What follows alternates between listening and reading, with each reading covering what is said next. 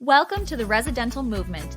I'm your host, Dr. Ashley Maciejewski, a house call dentist with a lot of passion for dental home care. I'm here to encourage, equip, and empower dentists like you to begin offering dental services at the residences of patients who are best served at home. Listen in as we talk dentistry, business, ethics, mindset, and more, and learn how you can become a part of the residential movement. Hey, thanks for tuning into this episode. Since the last time we chatted, so much has changed. Long story short, my Chris faked a dental emergency and proposed to me chairside. It was a crazy moment, and I said yes. We're getting married this upcoming winter. I'm super excited for everything that's happening personally and professionally with my business being so steady. But still, I owe you an apology. I apologize for being inconsistent with publishing new episodes. No excuses. I appreciate your listening, I appreciate your interest in mobile dentistry, and I owe you. So from now on, you're only going to get more consistent output from me. I promise. Thanks for the forgiveness and the grace. Let's dive into what I want to share with you today.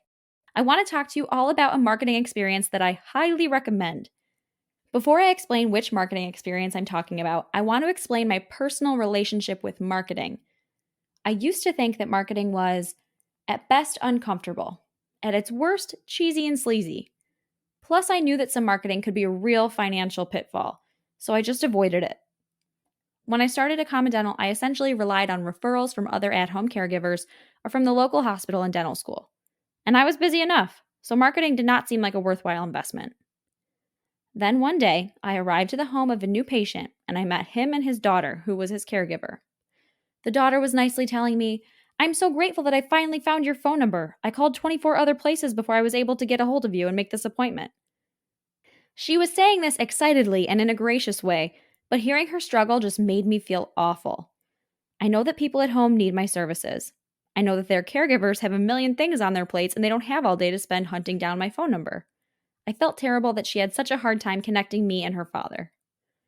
Right then and there, I stopped thinking strictly about the ROI of marketing and more about marketing as a public service. I started to feel very strongly about making sure that patients who need my services could easily be connected to me. So I started advertising in a local newspaper.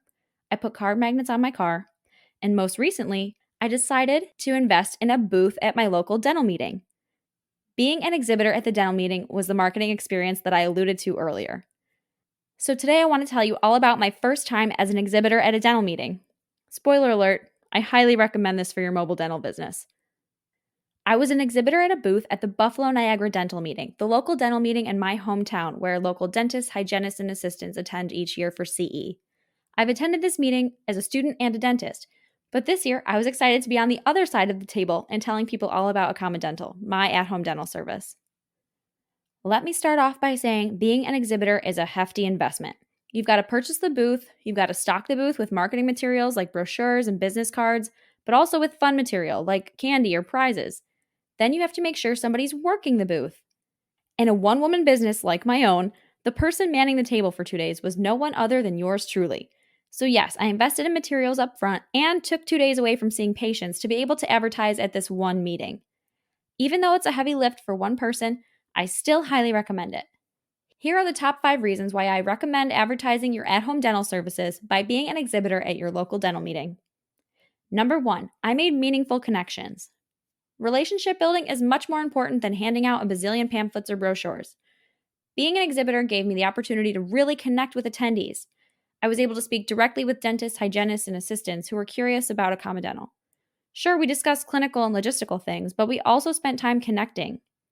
They got to share stories about patients or family members that they knew who could benefit from Common Dental services. I shared stories about my experience working in patients' homes. Getting to know people and exchanging stories, and then inevitably maybe phone numbers or emails so that we can keep in touch, doesn't happen when you invest in an ad. Number 2, my favorite part was that I got to share the mission of my business. The attendees were incredibly supportive of Common Dental's services, but also the mission of providing care to patients who are best served at home. I'd say they weren't only supportive of the mission, they were moved by it, and so was I. Talking about Common Dental, and the residential movement for that matter, can make me very emotional. I'm grateful that I dedicated days to sharing about the why behind my business. Some business owners lose touch with their mission. Simon Sinek said it best, people don't care about what you do, they care about why you do it. You all know that I care to provide dental home care to the homebound because I believe it should just be normal, like a normal everyday service. It would be wonderful if people could just get dental care that they need and it wasn't such a big deal. That's also obviously why I'm speaking to you right now. I care about providing these services, but also making sure that other people are providing these services in case I get hit by a bus tomorrow. Which brings me to my third point. Number 3, as an exhibitor, I got to interact with dental students a whole bunch. Sure, most of them came over just to spin the prize wheel and win a plant. Yes, I gave away succulents. Huge hit. But a lot of them were genuinely curious about dental home care as a career. I was very grateful for that. I told them, and I'll remind you, to check out my free scheduling template guide called A Day in the Life of a House Called Dentist by visiting residentialmovement.com/a-day-in-the-life. I did not hear about this career option until halfway through my residency, so I'm grateful that I was able to plant a seed in young student dentists' mind.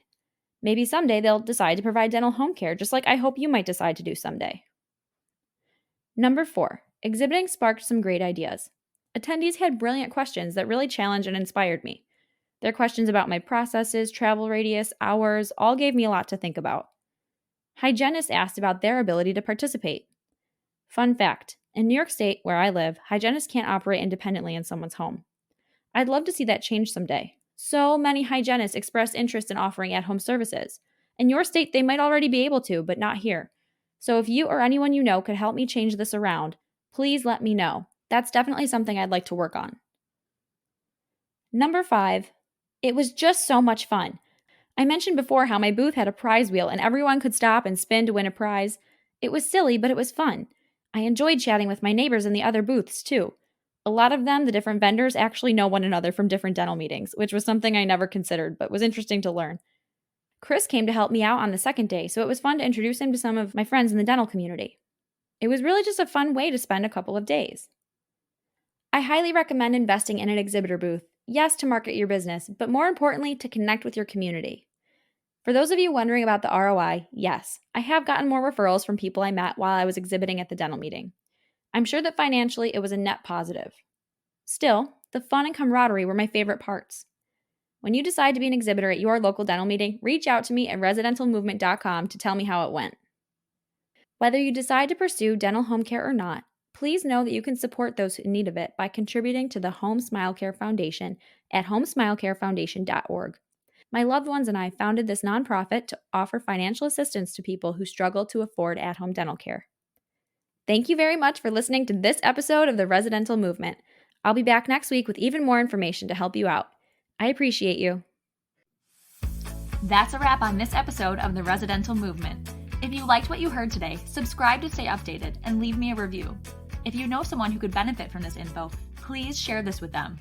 All of these actions help fuel the residential movement. Thanks again for listening, Doc. Keep up the good work.